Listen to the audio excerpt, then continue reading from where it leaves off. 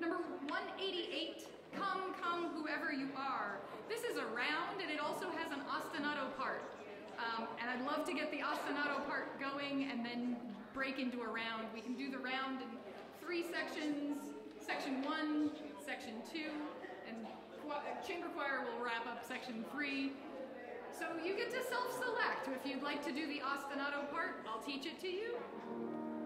Though you've broken your vow 100 times, though you've broken your vow 100 times, though you've broken your vow 100 times, though you've broken your vow 100 times. Keep going. Broken your vow. Here we go. We're going to sing the song. Broken your vow 100 times. Come, come, whoever you are, wanderer, worshiper, lover of leaving, rise who's no caravan of despair. Come, yet again, come. Come, come, whoever you are. Come, come, whoever you are. Come, come, whoever you are. Wanderer, worshiper, lover of leaving. Come, wherever love is found. Come, yet again, come. One more time.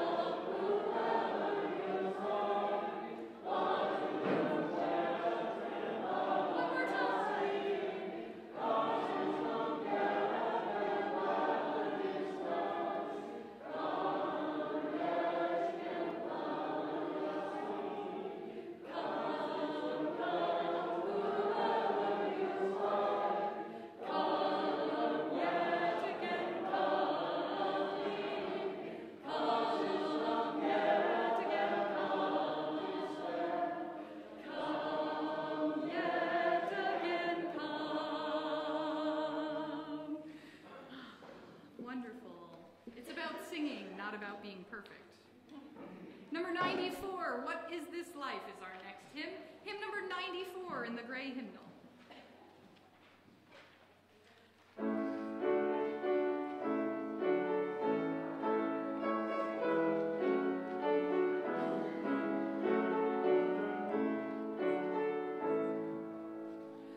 What is this life if full of care? We have no time to stand and stare, no time to stand beneath the boughs and stare as long as sheep or cows.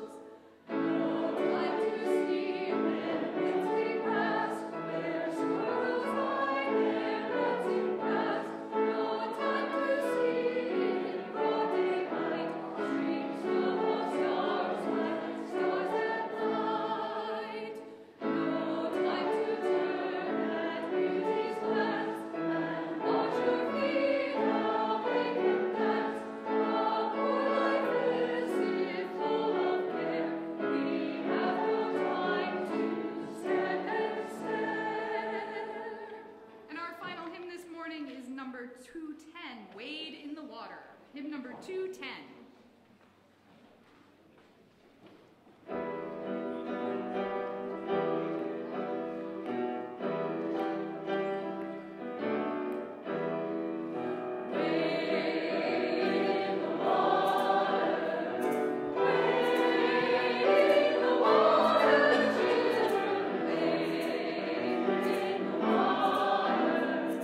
God's gonna trouble the water.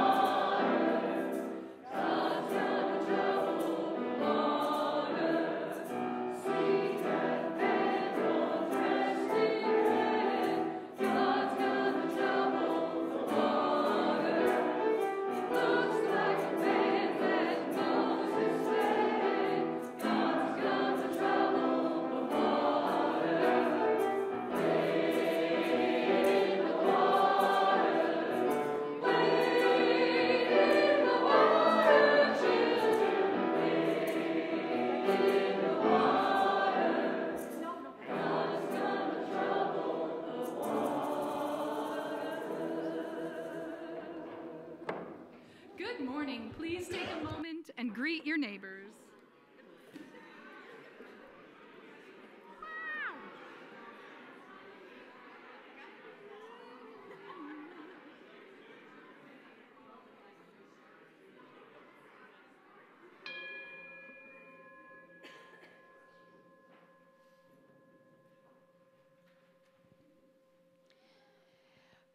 Within you there is light, the same light as the source, the same radiance that is in all creatures.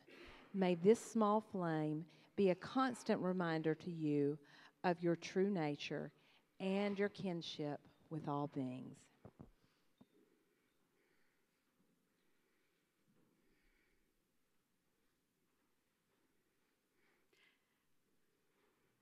I wanted to invite you to join your hearts and minds in the spirit of worship with these words that tell a little about our flaming chalice that we light every week.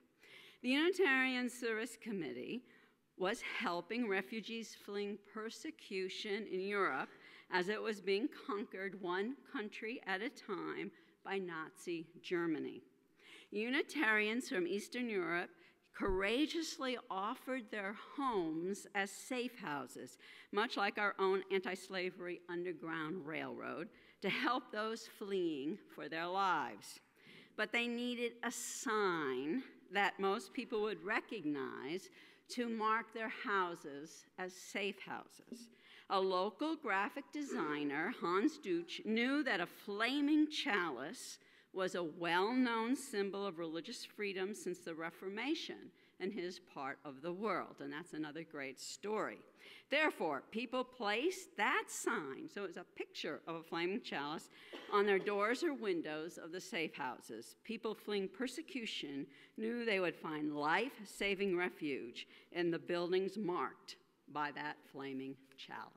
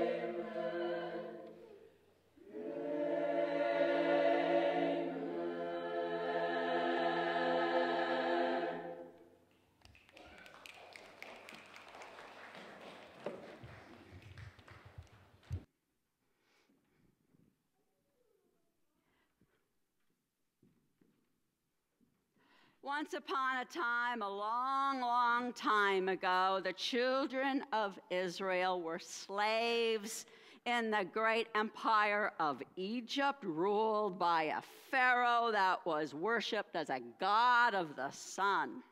And two brothers from that tribe, Moses and Aaron, felt that the God of their mothers had told them that they should tell Pharaoh to let their people go, to be freed from slavery, and they actually just went right up to Pharaoh and said that.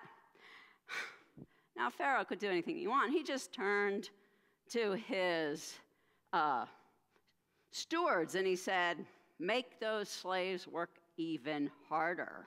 Well, people were kind of mad at Aaron and Moses for doing that. They said, stop, leave us alone. You're just making it worse.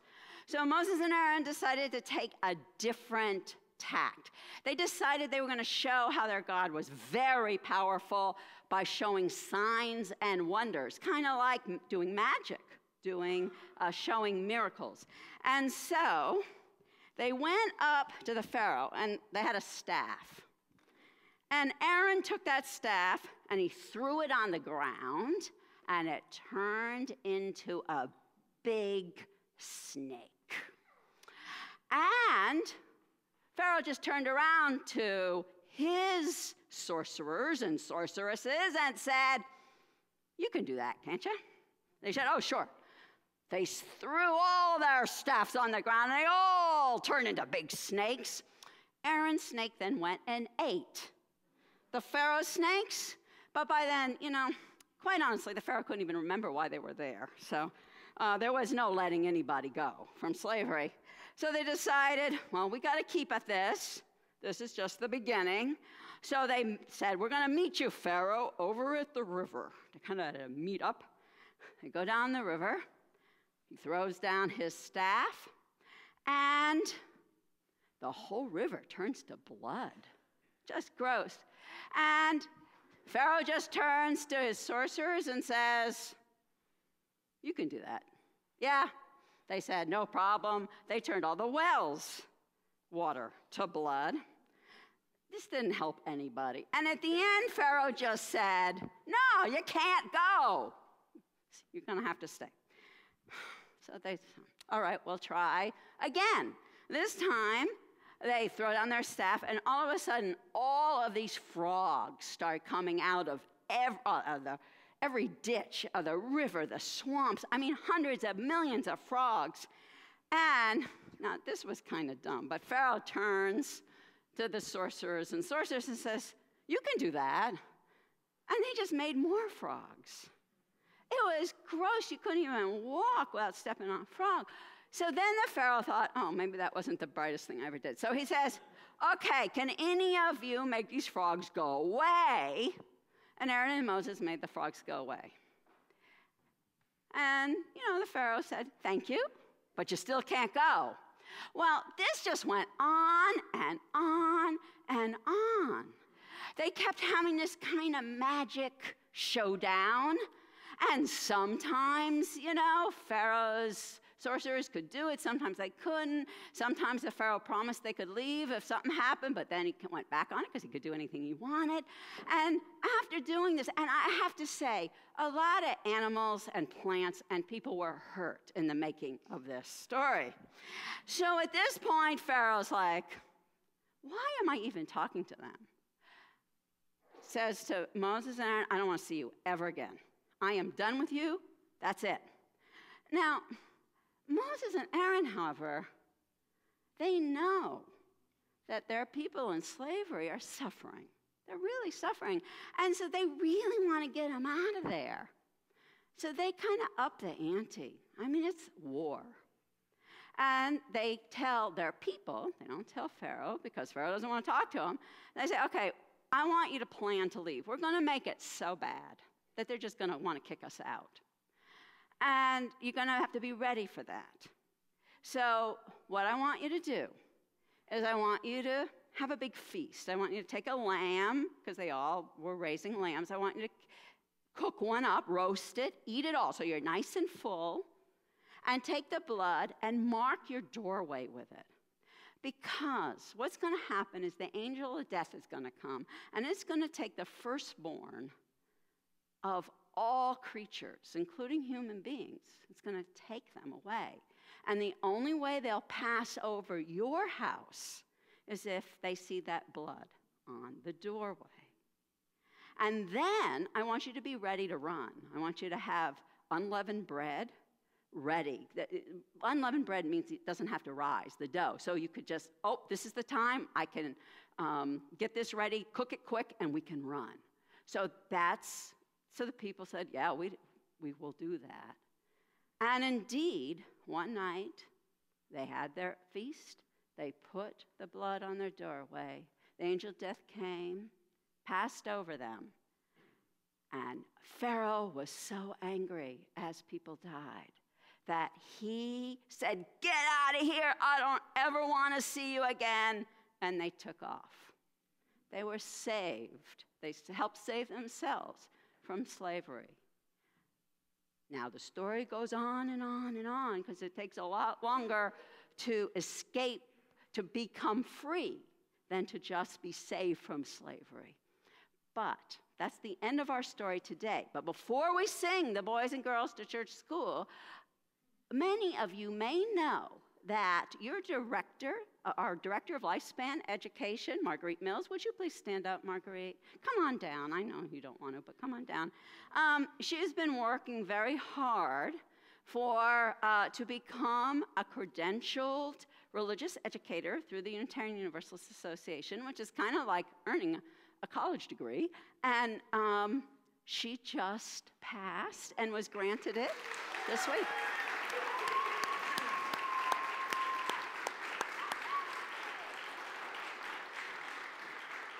We're really proud of her, and now we're going to sing you all to church school with a song on the inside back cover of your gray hymnal.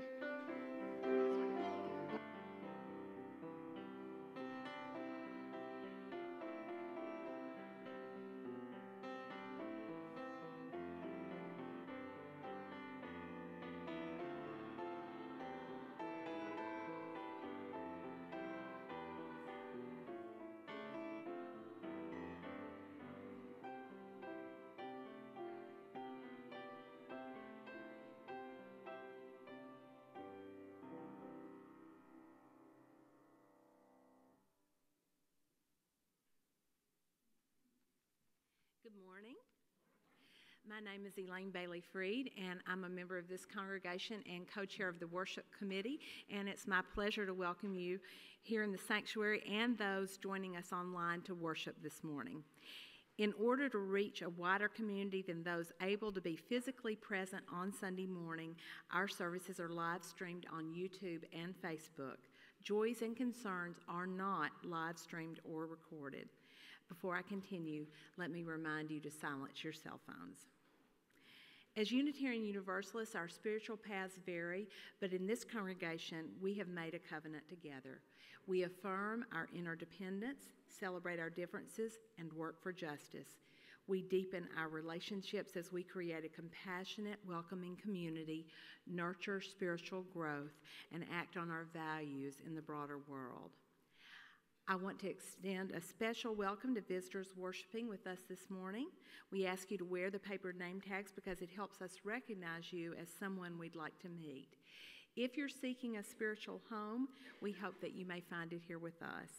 Whether you're new to Unitarian Universalism or visiting from another UU congregation, we invite you to stop by the welcome table after the service to have questions answered, and that's up in the social hall. People become members of this congregation by signing the membership book and supporting the church with their time and finances. If you're considering joining the church, please talk to our minister, Gail Seavey.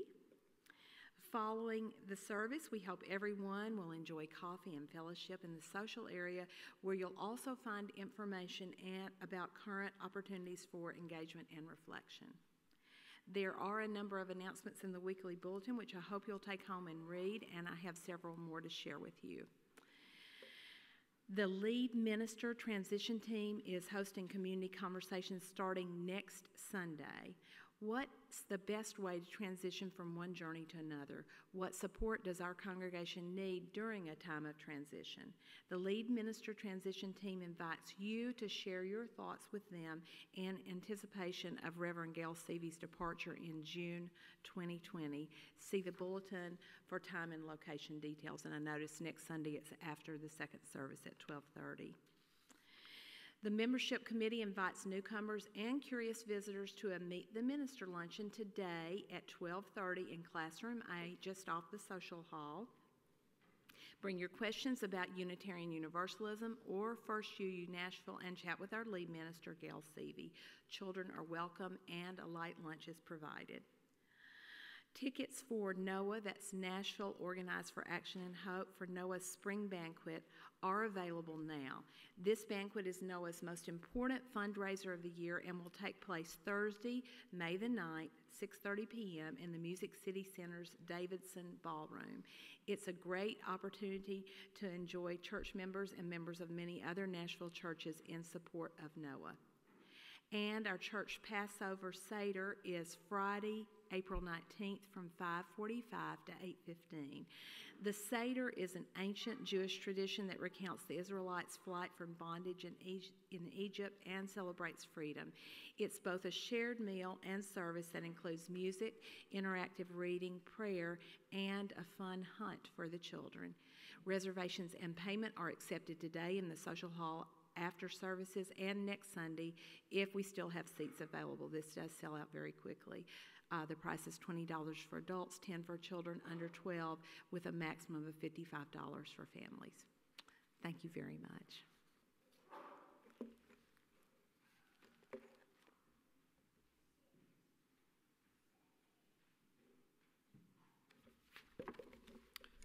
Good morning. I'm David Lewis, and I serve as chair of the Herb and Craft Fair team. Next Saturday, our congregation is hosting the 11th annual fair here at church from 9 a.m. to 3 p.m. We will, as always, be selling a wide variety of top-quality plants, a bounty of fresh homemade goods, spice mixes, and jams and jellies, among many other yummy things. Crafts for sale will include knitted and sewn items and art jewelry and more made from pressed flowers. There will also be herbal home and body products for sale. For all those who have already volunteered in getting ready for the fair, I want to thank everybody. If you want to volunteer or just have some questions, come and talk to us at our table in the social hall after the service. This is an important source of income for our congregation, and volunteering and shopping and bringing your friends and neighbors are great ways to get to know each other and everyone in our area. Unlike in previous years, we will not be selling our high-quality leftover items after Sunday the 14th, so don't wait. Thank you very much.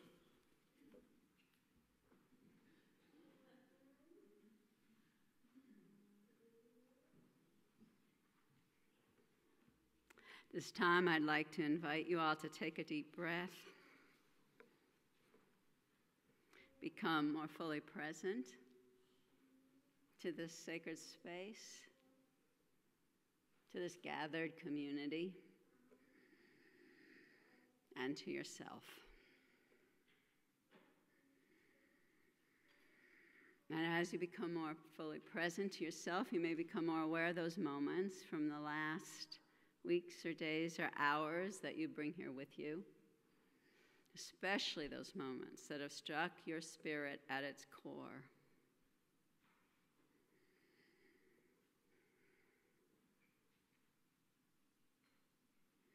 If any of you have such a profound joy, sorrow, or concern that you'd like to make more present to this gathered community, you are invited to do so. Our lay minister this morning, Gloria Ballard, will help you place a stone in this water that symbolizes our community. And if any of you would like us to read that out loud, please write it out as legibly as possible on the yellow slips in your pew and hand it to me when you move the stone. Thank you.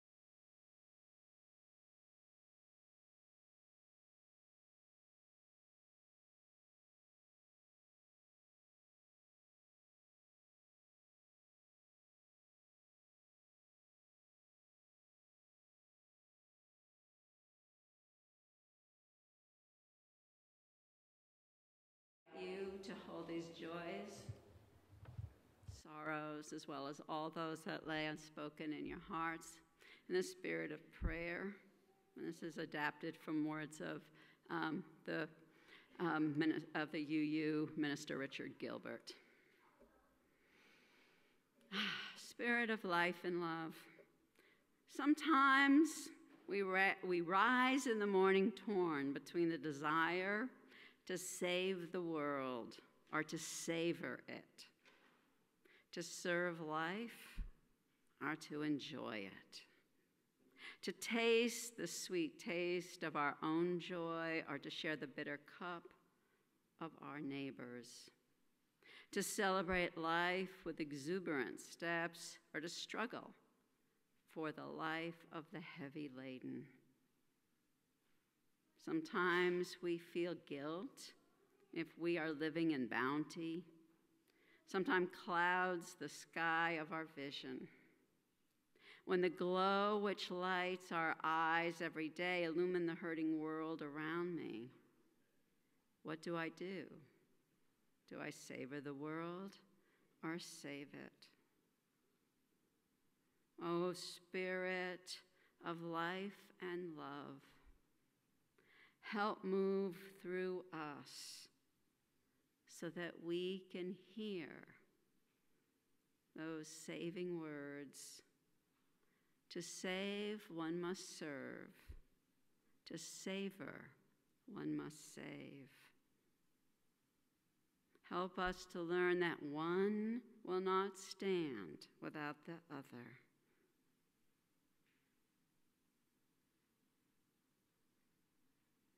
May we learn to serve life and enjoy it. Blessed be, and amen.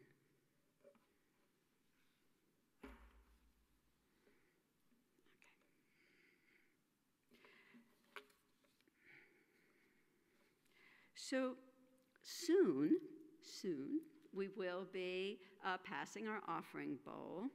And this month, we are sharing the plate with Nashville Organized for Action and Hope, or as we often say, NOAH.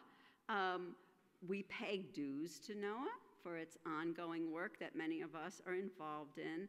It is the kind of justice work that changes the world and hopefully eventually will change it so that we don't need charity. That's always our goal. And we're going to have a member from one of the other member congregations talk to us about it in a minute.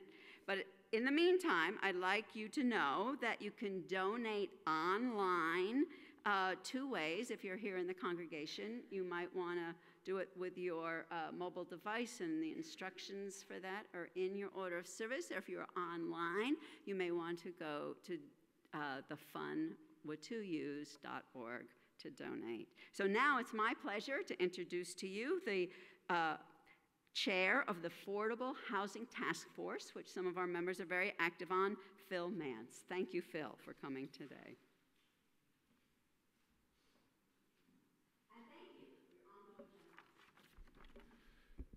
In fact, some of your members are so active that I owed one of them an email from Monday, and I chose to try to do that instead of shaving today. So I apologize for not shaving at home. If I would give you a visual of NOAH, if you went to our website, you would see, I know you can't see it at home, but I don't know if you can do it direct, but it's a very integrated, racially and economically organization. So in terms of testimonials, so there's 3 task forces that NOAH members, just as yourselves, are talking about within your congregation now, and then you'll be making a vote at June 1st on what we're doing. Here's my testimonial. There is a woman in our Affordable Housing Task Force. She is African American, roughly my age, early 50s. She has 3 boys. She is the only person that brings 3 kids to every NOAH Affordable Housing Task Force. In the summer of 2017, she was literally at my kitchen table, and we were talking about who we should be talking about needing help for housing. She said to me point blank in a group of 5 people, "Don't lead with me, lead with the nurses at Vanderbilt, because no one no one will care what happens to me. They will care about what happens to the nurses at Vanderbilt. Now, I just point blank said to her, I said, Kim, I'm not here for the nurses at Vanderbilt. I think they'll somehow survive.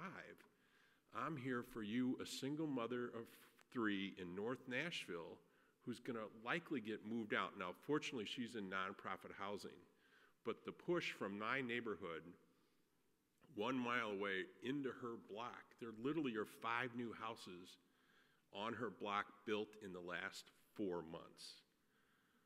So after that experience, I asked her to actually co-chair the group with me, because I think that would be really important and powerful. She wasn't able to do it because she's got 3 kids. 2 of them have some special educational needs. She works overnight now in a truck stop to keep going. She attends every NOAA meeting. I was talking to her literally on the phone yesterday, and she was trying to decide what church she could maybe go to and stuff, but her number one concern was, how can I keep my commitment to NOAA? So I do a lot of stuff. I'm fortunate. I got the time and energy to do it. She's struggling every day.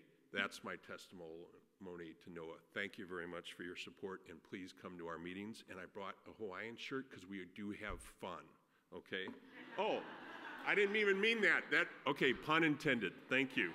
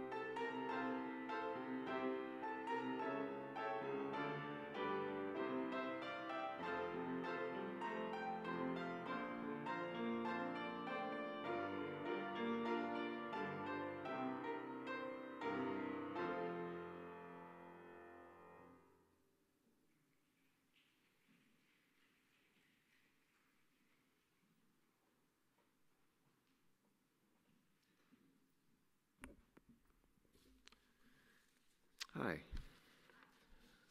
My name is Steve Haruch. I'm a member of this congregation. Look alive out there. That's the title of my reflection. It's not a judgment. Right, it's not a reflection on your attitude. A few years ago, my friend Zev wanted to get back to playing basketball regularly again. With the tournament going on, I think this is very timely, right? So we sent an email out to a bunch of people, including my best friend Ed, who I've known for 32 years. So Ed added me to the email chain. Now, I had not played basketball regularly or irregularly for at least a decade at that point. I was out of shape, and I knew that I was getting to an age where being out of shape was not really a luxury I could afford. But I also knew, like, the last time I played basketball, my knees hurt so much. So I figured, sure, I'll give it a try until my knees give out again. And I knew that I spent most of my day sitting in front of a computer, so I had to do something. So I said, sure, I'll give it the old college try, even though I was too old for college. So I started playing basketball again every Monday at noon. We'd meet at the local community center. Zev and Ed and a bunch of other guys that I had never met before. A bunch of layabouts who apparently had Monday afternoon free to play basketball. We won't get into that. If I had ever been even passably good at basketball, which I think I was, you would not have guessed that by watching me the first several Mondays, let's say. Like I said, I was out of shape, and I really barely remembered how to play the game. I would run down the court out of breath, and someone on my team would expect me to cut to the basket, which is what you do. But then I would just sort of watch the ball fly in front of me and be like, oh yeah, I should have gone there. It was not a good look. So for weeks, maybe months, this was all, people kind of looked at me like, so you like to play basketball, huh? But then I started to get the hang of it again. I kind of remembered how to play a little bit. I started making some shots. I would actually cut to the basket and then catch the ball. These are catch the ball, right? That's what people yell from the sidelines. So I occasionally would catch the ball. It was great. Competence. This is all very good news for my PCP also, my primary care physician. At one point a few years before this, he sort of gave me a look and said that no, occasionally walking instead of driving to the local restaurant did not count as exercise. You need to do a little bit more than that. It's like, okay, well, I also take the stairs sometimes. So as a result, I had slightly elevated cholesterol and blood pressure, and so I was not exactly kind to my body in my 20s, let's just put it that way. And so the fact that I was exercising regularly made my doctor quite happy, so thumbs up from him. And then by chance, I discovered the reason my knees had hurt so much the last time I played basketball is because I was actually wearing the wrong kind of shoes. This is a story for another time, but I figured this out was really the next thing to getting a new set of knees, which is a lot more expensive than shoes, it turns out. So on the physical front, this whole basketball thing was great. And one week, Zev every week would send out an email reminding us about the game time. And in that email, one week was a link to a story in the Boston Globe. The title of the story, and you can thank the search engines for the title of the story being this long. The biggest threat facing middle-aged men isn't smoking or obesity, it's loneliness. This is on our basketball email, right?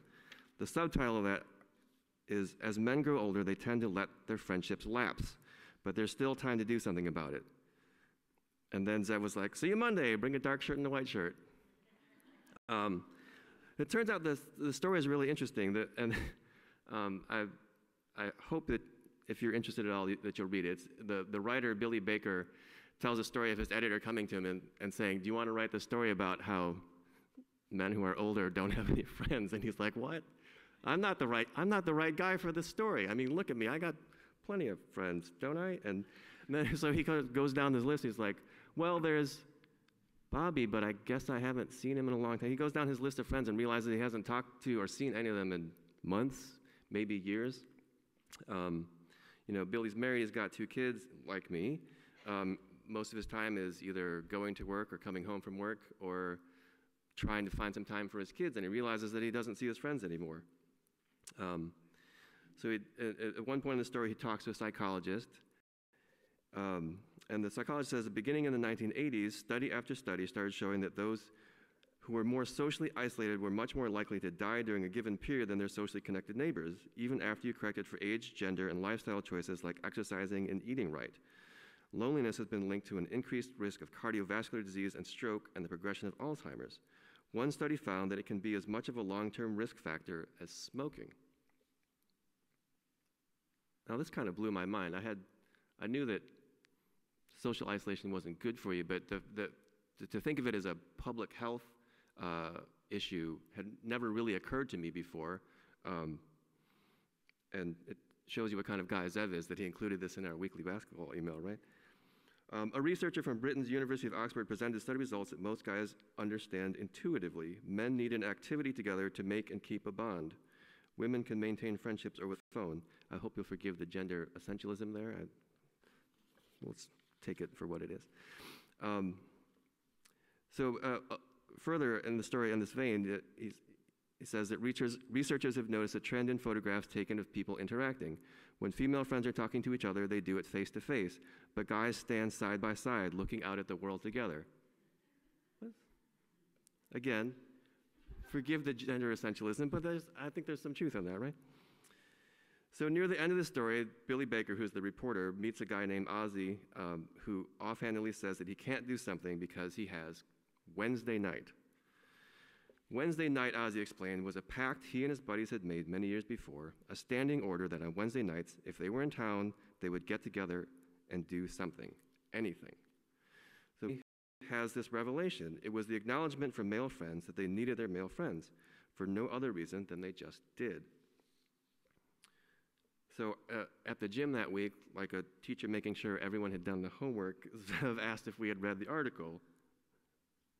And like your college class, roughly half of us had. And the other half were like, what article? As summer approached, we were playing at the community center, and we knew that when school let out, the community center would be full of kids, so we had to find another venue for our basketball game. So I reached out to a church nearby because I knew they had a basketball court, and I asked if we could rent it for a little game. They were nice enough to say yes, even though some of the guys may take the Lord's name in vain every now and then when they miss an easy layup. And we're not really a religious group in any way, shape, or form, really, but they were nice enough to let us rent their gym. And so I went into the office and signed the forms and wrote them a check, and I thought this was very nice. And as I was turning to leave, the office administrator said, I hope you enjoy having fellowship together. And I was like, fellowship? I was like, this is just my weekly basketball game. I had never really thought of it this way. But sort of in that moment, I realized that we were a covenant group. Like, one thing that Zev likes to say if 2 guys are like wrestling over a ball, he just yells, nobody gets hurt. Like, that's the number 1 rule of our little group. It's because he's like, guys, look at us. It's not worth it, okay?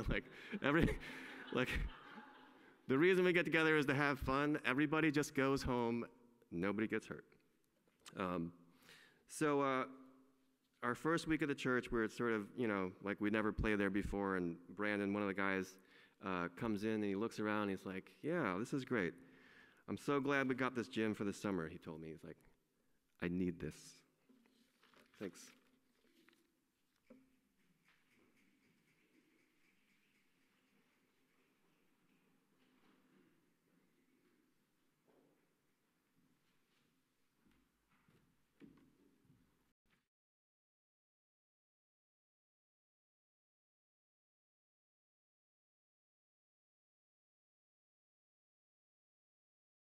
Tiefenbrunn, and I'm your Director of Music Ministries, and you're going to get to hear a little bit about my hobby, which is represented by my dance bag and my boots. 11 years ago, I needed a break from the community that had known me as one half of a married couple. That's when I found ContraDance. It allowed me to become a welcome stranger. I could interact socially with no pressure and no expectation. It was a safe place to move my body to live music, not at a bar. I could be friendly without worrying about anyone trying to pick me up. You see, most of the people at a ContraDance are there to dance. A very, very simple explanation of ContraDance is that it is walking in patterns to live music while interacting with other dancers. The dances are called from the stage like square dancing, but instead of making 4 couple squares, you and your partner form up in long lines and take hands 4 with the next couple. As the dancing starts, I lose myself in the music and in the movement. There's no room in my head for the monkey mind or the worries of the day. I am totally present as I become a piece of the whole as the dance plays out in circles and lines. Everyone is doing the same basic moves and taking their turns at the same time. As dancers gain experience, they learn to twirl and flourish while still being on time for the next move. I dance for my own enjoyment within the form, but I'm also responsible to the other dancers. It is truly a social dance. You dance for the good of your partner, the good of your hands 4, for the long lines, and the good of the hall. A few months into my newfound hobby, I walked into my local dance to see an old friend from a lifetime away. Renewing our friendship opened doors to her dance community 2 hours away. I discovered dance weekends when 100 to 1,000 dancers from all over the region and sometimes all over the country come together and dance all weekend long. These folk communities embrace travelers, generously hosting out-of-town dancers. On a whim this New Year's Eve, my son and I drove to Louisville, Kentucky for their New Year's Eve dance. By the 3rd dance of the evening, we had a place to stay. I've learned so much from ContraDancing.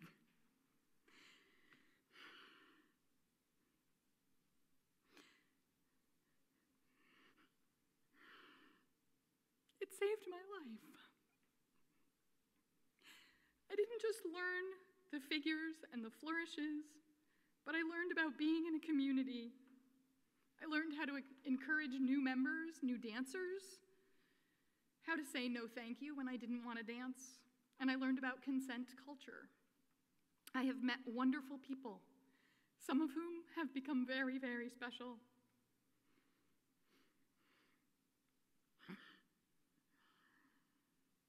Here in Nashville, we dance every Friday night over at 2nd Presbyterian. Would you like to dance?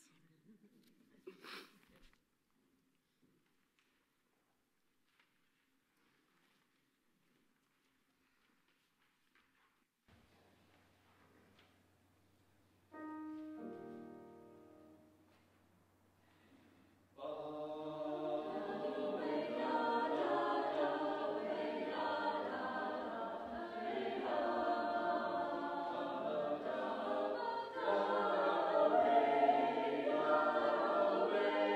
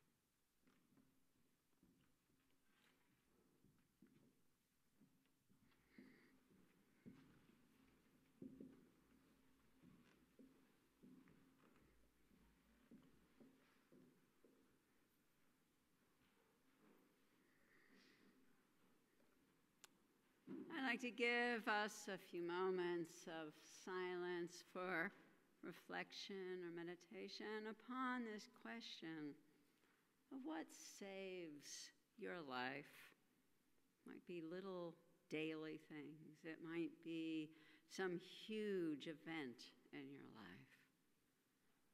And by what saves your life, I mean what helps you both serve and savor this life that you live now.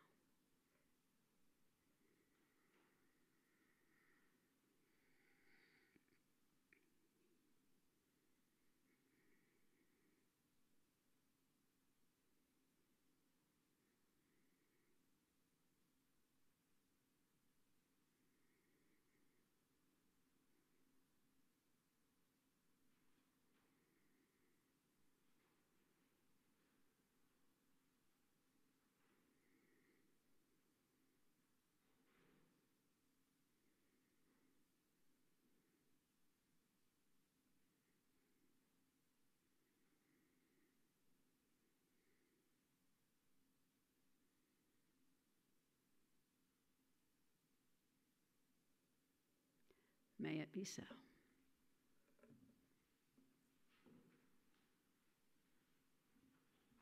Please rise in body or in spirit and join me in singing our middle hymn, number 83, Winds Be Still. Number 83.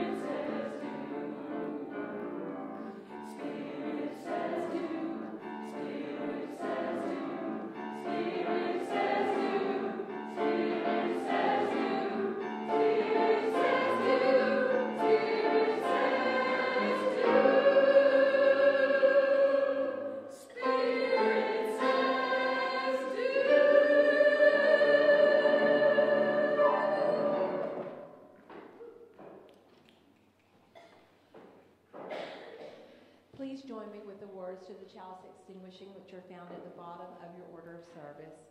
We extinguish this flame, but not the light of truth, the warmth of community, or the fire of commitment. These we carry in our hearts until we are together again. I'd like to close with these words adapted from Linda Underwood. All this talk of saving souls. Souls weren't made to save like Sunday clothes that give out at the seams. They're made for wear, that come with lifetime guarantees. Don't save your soul. Pour it out like rain on the cracked, parched earth. Give your soul away or pass it like a candle flame. Sing it out or laugh it up the wind. Souls are made for hearing, breaking hearts, for puzzling dreams, for risking freedom, for healing hurts. What saves your soul? What keeps it alive? This service is over.